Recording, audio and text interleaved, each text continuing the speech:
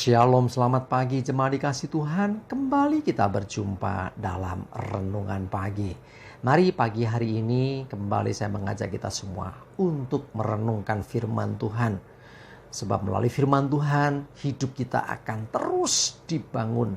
Terus kita akan bertumbuh, diteguhkan dan bahkan dikuatkan dalam iman dan pengharapan. Karena firman Tuhan adalah kebenaran yang menjadi sumber kekuatan bagi kita. Firman Tuhan adalah pedoman bagi hidup kita. Bahkan firman Tuhan yang akan terus menuntun dan menerangi langkah hidup kita. Ya, mari sebelum kita merenungkan firman Tuhan, mari kita akan berdoa terlebih dahulu. Bapa di surga, kembali Tuhan pagi hari ini kami datang ke hadirat-Mu. Kami menaikkan segala puji dan hormat dan syukur kami atas begitu besar kasih setia-Mu, rahmat dan anugerah-Mu, berkat dan kemurahan-Mu, perlindungan, penyertaan, bahkan pemeliharaan dan pertolongan Tuhan atas hidup kami. Terima kasih ya Tuhan. Dan pagi hari ini kembali kami mau merenungkan firman-Mu. Mari Tuhan singkapkan dan nyatakan kebenaran firman-Mu atas kami semua. Dan Roh Kudus urapilah kami ya Tuhan, sehingga kami bisa menangkap pesan Tuhan dan juga mengerjakannya dalam hidup kami. Terima kasih. Dalam nama Tuhan Yesus, kami bersyukur dan berdoa. Amin. Mari jemaat dikasih Tuhan, kita akan buka Alkitab kita. Dan renungan pagi hari ini saya ambilkan dari Bilangan 23 ayat yang ke-19. Saya bacakan. Allah bukanlah manusia sehingga ia berdusta.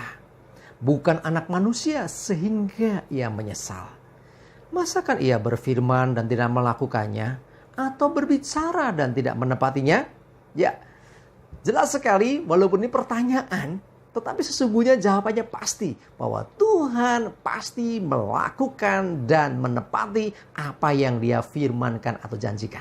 Ya, Allah bukan manusia sehingga ia berdusta. Manusia seringkali berdusta ya. Ayo coba cek hidup kita masing-masing. Siapa yang tidak pernah berdusta? Pasti pernah berdusta. Nah, tetapi Allah bukan manusia. Artinya dia tidak berdusta. Ya, dia pasti akan melakukan apa yang pernah dia katakan. Ya, ia bukan anak manusia sehingga ia menyesal. Jadi setiap keputusan yang Tuhan buat, setiap rencana dan rancangan yang Tuhan buat, Dia lakukan dan Dia genapi. Sehingga Dia tidak mungkin menyesali dengan apa yang Dia sudah rancangkan itu. Dan apapun itu yang pernah Dia nyatakan, pasti digenapi dan terjadi. Ya, masakan ia berfirman dan tidak melakukannya? Jelas tidak mungkin.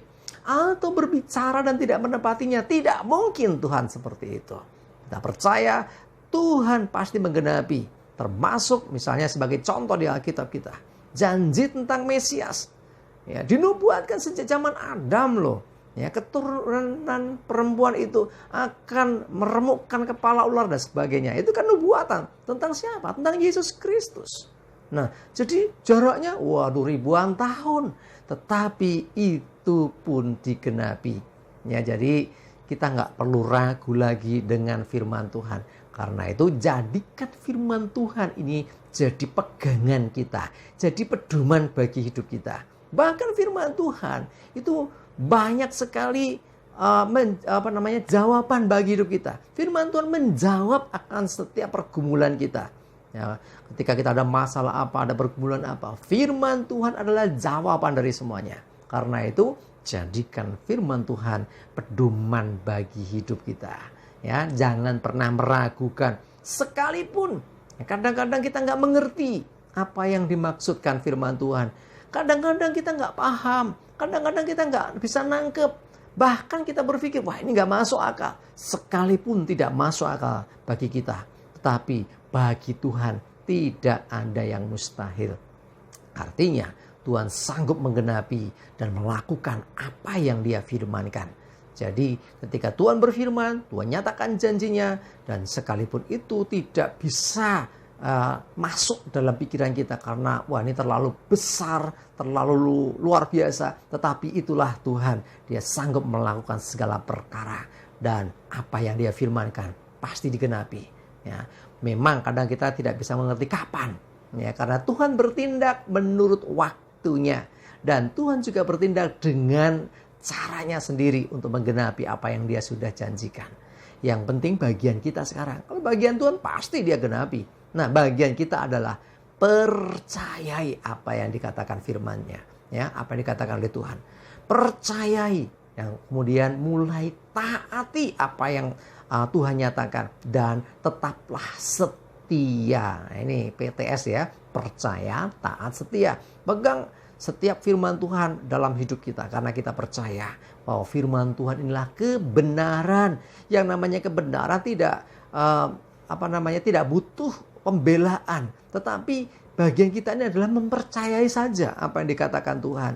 Ya, karena kebenaran pasti terjadi. Ya, sekalipun tidak masuk akal, tetap saja bahwa kebenaran itu akan digenapi. Ya, walaupun orang lain nggak percaya, wah nggak mungkin. Tetapi kalau itu firman Tuhan, tetaplah ya dan amin. Ya dan amin artinya kita mempercayai sepenuhnya bahwa yang dikatakan Tuhan itu akan terjadi.